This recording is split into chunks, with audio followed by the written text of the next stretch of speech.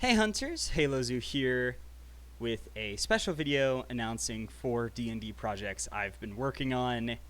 Uh, this is part of ScaleClaw Studios with our amazing symbol in the middle there. And basically, like by ScaleClaw Studios, pretty much that's just the ScaleClaw Alliance, but currently it's just 2 people, and I am actually the only one working on these projects currently, so these are my projects, but I've put them under ScaleClaw Studios because I am part of ScaleClaw Studios. That's kind of the group I'm putting this under. But anyway, there's 4 projects to talk about, including 2 smaller projects and 2 larger projects that they're maybe a bit too big, but we'll talk about them anyway. The first project I want to talk about is Planewalkers Guide to Ravnica. Pretty much just an addendum to Guildmaster's Guide to Ravnica.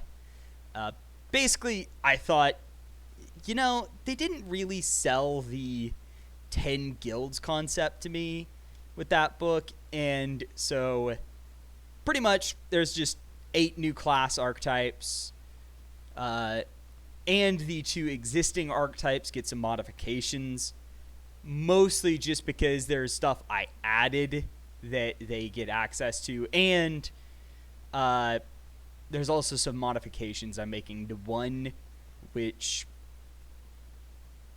are understandable. But anyway, there's also 3 new races which were missed in the original book. I don't blame them, because it's merfolk and vampire were only in the plane shifts before, but they're here. They have different sub-races, though merfolk is admittedly the Ixalan merfolk with renamed sub-races and a 3rd sub-race added, while vampires have 2 entirely new sub-races, similar but different to the ones we saw before in Zendikar and Ixalan. It's plane shifts, while Viashino are basically lizard folk that have dexterity and have 2 sub-races, but you'll see when we get there.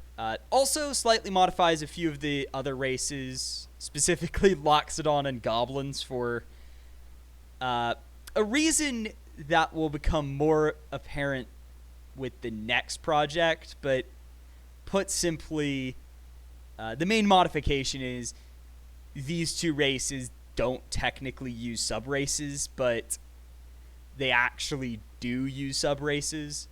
There's still only 1 variant assumed to exist on Ravnica, but it's just like these aren't necessarily things that all Goblins or Loxodons get, as there are actually sub-races to them, but we don't see any sub-races on Ravnica. Also adds 39 new spells, with each guild getting a cantrip low-level spell, i.e. 1 through 3, mid-level, i.e. 4 through 6, and high-level spell, which would be 7 through 9. And also there are 9 more spells reprinted from Xanathar's, so each guild gets 1. For example, the Rakdos get 1 of the Summon Demon spells. So it's fairly straightforward as to what spell got reprinted for what guild, but it's basically just an expansion to Guildmaster's Guide to Ravnica that adds a bit more for the guilds, and even makes being a Simic Biomancer a lot easier, if not possible,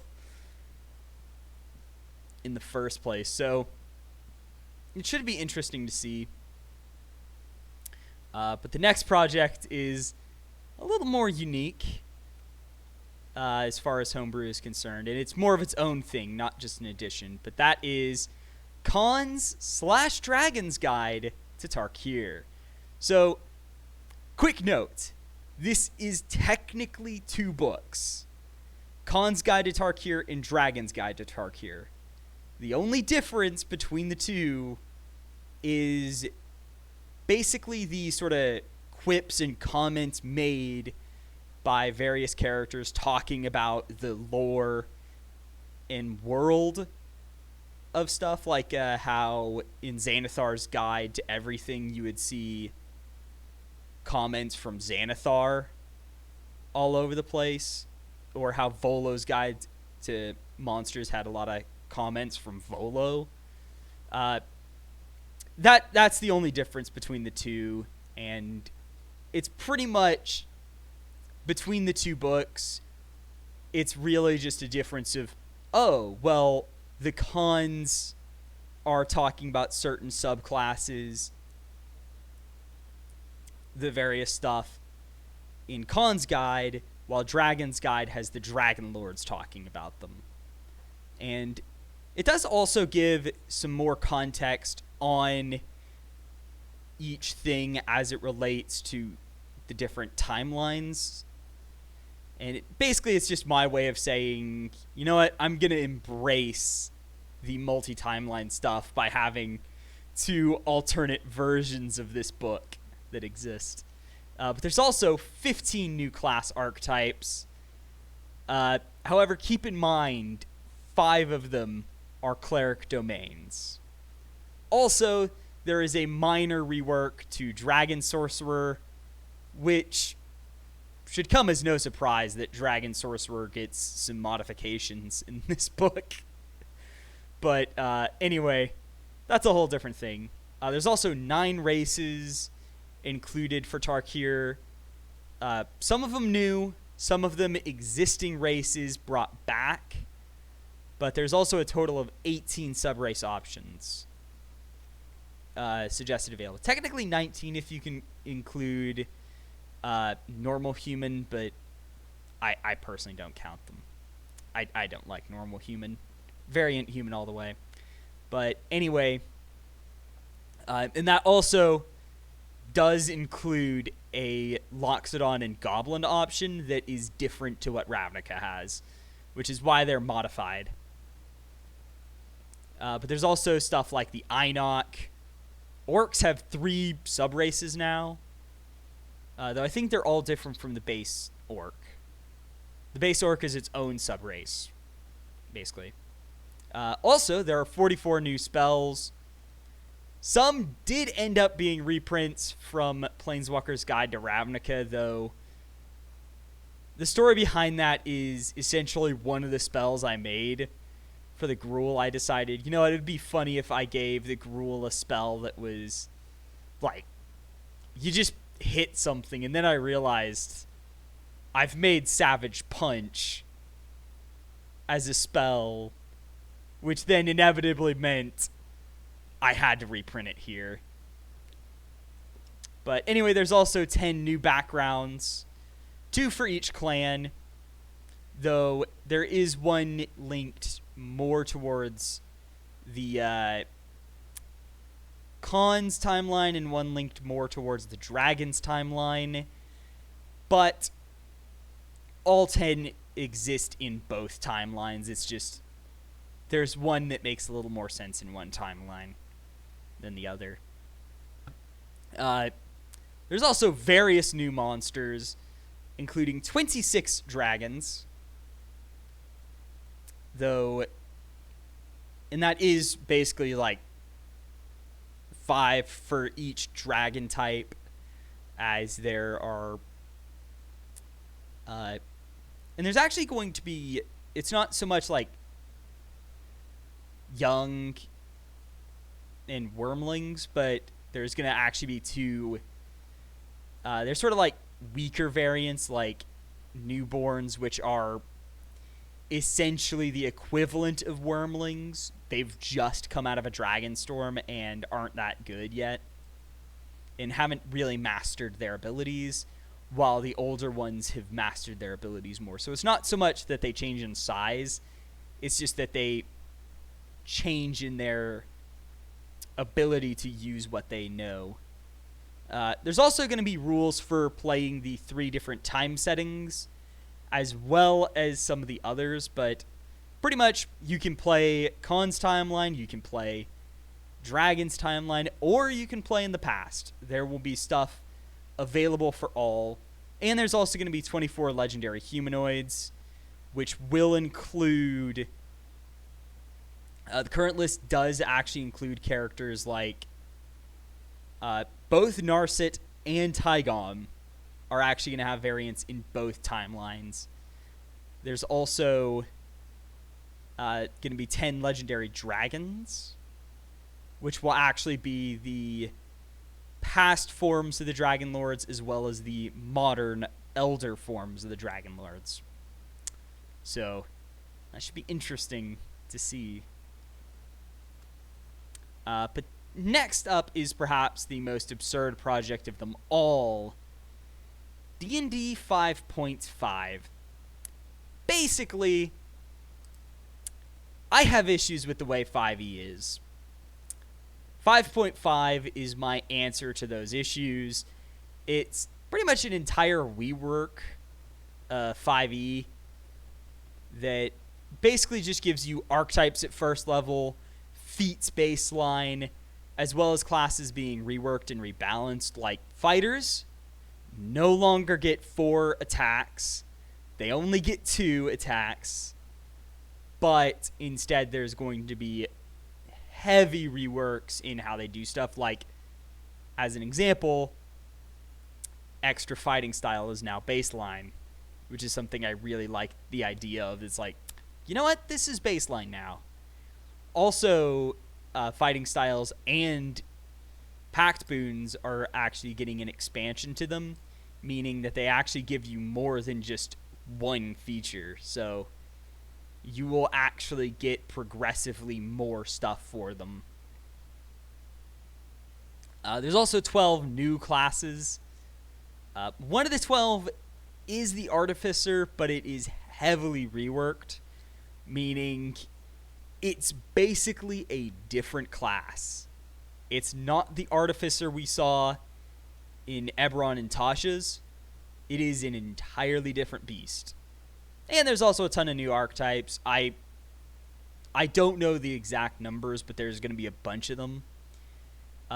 Also, the new classes do include a, I would say reworked Mystic, but that would assume it is still one class, but it's actually the return of Ardent, Battlemind, and Scion. And they're sort of like the first 4 new classes that will be brought in to 5.5. There's also a ton of new spells. Currently I have 12, and that is just cantrips and first level spells. So there's, I don't know the exact number, but it'll probably be 120 about. That's currently what I'm going with. However, there's also new ability types, including Warden forms for the new Warden class, returning from 4E, as well as Psionic Disciplines, which will not work like they did for Mystic. They're similar but different to what they were, basically. And, of course, there's new feats as well, but also a heavy rework to melee weapons and the return of superior weapons. Basically, what's going on there is that it's being made to work a lot like it did in 4th edition with the weapons, which was way better than what 5e does. And also, the weapon types matter again. So, axe, hammer, sword, / heavy blade will matter again. Also, for those wondering, I will be adding updated versions of the Guide to Tarkir and Guide to Ravnica for 5.5 specifically. So I'm not going to just make my own content irrelevant, so they will include versions for base 5e as well as 5.5. So I'm not leaving them in the dust.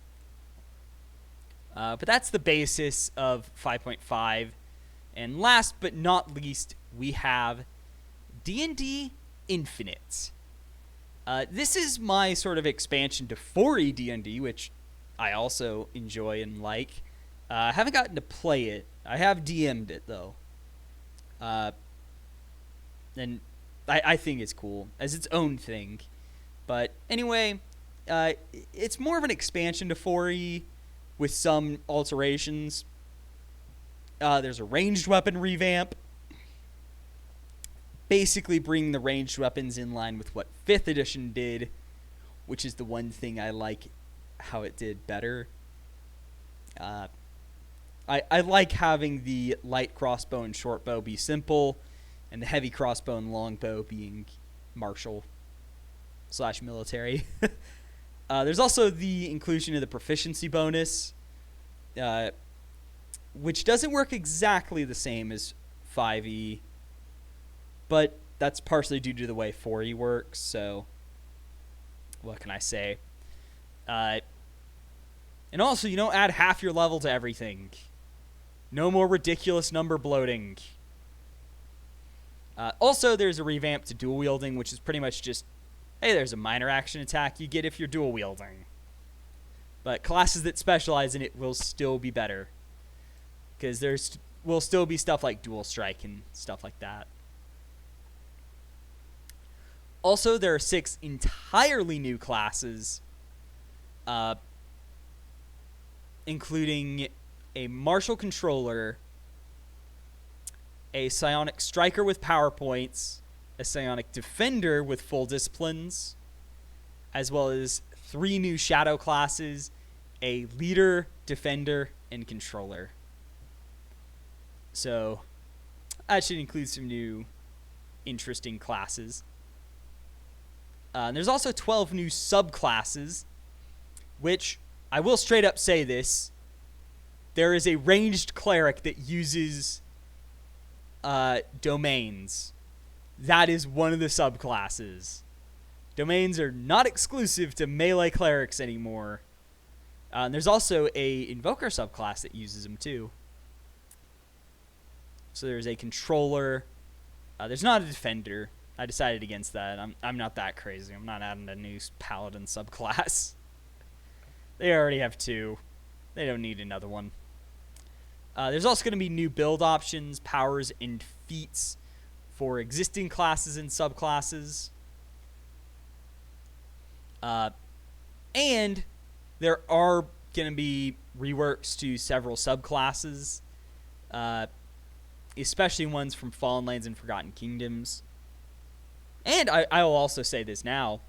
There's actually a rework to the base wizard, which is pretty much just bringing it in line with what mage gets, which is the mage's spellbook is now how the wizard spellbook is going to work. So yeah, you get 2 encounter powers now. Also, there is a class rebalance. So clerics are no longer the only leader that adds half level to temporary hit points. And that is actually staying. It is staying as half level, mostly because of getting extra HP per level. So with health stuff, it does scale better, but with everything else, it doesn't. So that's the basis for D&D Infinite, which is not as crazy as 5.5, though it's still a logistical nightmare because of the sheer number of powers that I get to rework and bring back. But anyway, 5.5 and Infinite will be taking a bit more time. Infinite might actually come out before 5.5. But anyway, you might be wondering, well, where can I find this stuff? Well, let's talk about that. So, I will be linking the final releases to the ScaleClaw Discord, as well as the Subda D&D Discord. Links to both are down below. Come check them out. And, if you enjoy D&D in general, I would heavily suggest joining the Sub to D&D Discord server, because we host a ton of games, or at least hope to host a ton of games. So if you enjoy D&D, just join that. The ScaleClaw Discord, that's where I link my other videos and stuff, so if you want more stuff from me, go there. But it will eventually be linked to both, though it's probably going to be linked to Subda first, then come to the ScaleClaw Discord. So there's going to be like a week period where it's only on Subda D&D, and then the next week it comes to ScaleClaw with each of them. Also, I will be hosting a debut game or two with each of the projects, either on the Subda YouTube channel or my own channel. Maybe both. I'll have information on that on the Discord when I figure that out. Right now, I'm just trying to finish these projects, or at least finish Planewalkers Guide and Con/Dragons Guide. I may also be hosting several playtest games for each on the Subda Discord server, as that's a server designed to play D&D. So stay tuned there for any announcements, and the debut games will not be open to just anyone, but the playtest games, some of them may or may not be open to everyone, depending on if I have a group. But anyway, that will be all for today. So please get on both of the Discords. Feel happy to do that. And, subscribe to the channel maybe for any more updates. There will probably be more updates on my YouTube channel when we get around to it. So stay tuned for more news on these projects. And without further ado, see y'all next time. HaloZoo out.